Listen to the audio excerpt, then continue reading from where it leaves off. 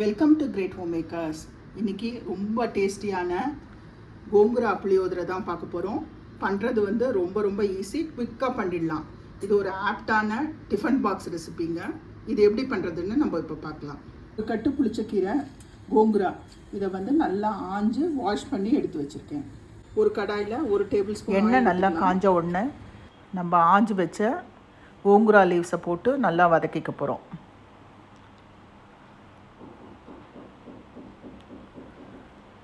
இதோட காரத்துக்கு 3 பச்சை மிளகாய் எடுத்து வச்சுருக்கேன். இதையும் கட் பண்ணி சேர்த்துக்கலாம். ஒரு மூடி போட்டு ஒரு 5 மினிட்ஸ்க்கு இந்த கீரையை நல்லா வதக்கிக்க போகிறோம்.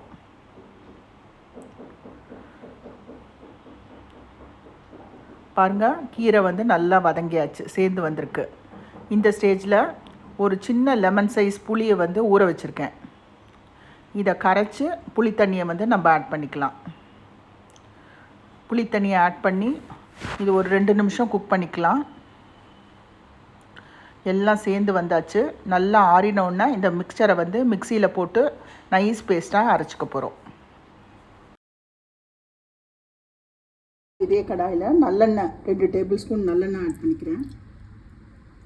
எண்ணெய் காஞ்ச உடனே கடுகு ஒரு 1/2 டீஸ்பூன், உளுத்தம்பருப்பு 1 டீஸ்பூன், கடலைப்பருப்பு 1 டீஸ்பூன், வேர்க்கடலை கொஞ்சம்,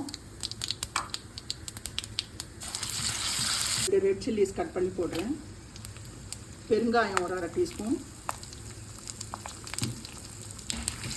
ஒரு பச்சை மிளகா, கருவேப்பிலை இதையும் ஆட் பண்ணிக்கோங்க.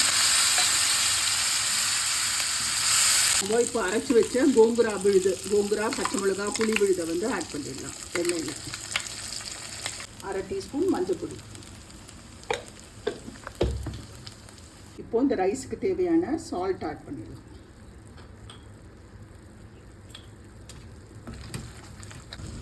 பாருங்கள், நல்லா தொக்கு மாதிரி வந்தாச்சு. நான் அடுப்பை ஆஃப் பண்ணிடுறேன். ஆல்ரெடி 1 கப் ரைஸ் வந்து உதிரா சாதமாக ரெடி பண்ணி வச்சுருக்கேன். இந்த 1 கப் ரைஸை வந்து இதில் ஆட் பண்ணிடலாம். சாதத்தை வந்து இதில் ஆட் பண்ணிடலாம்.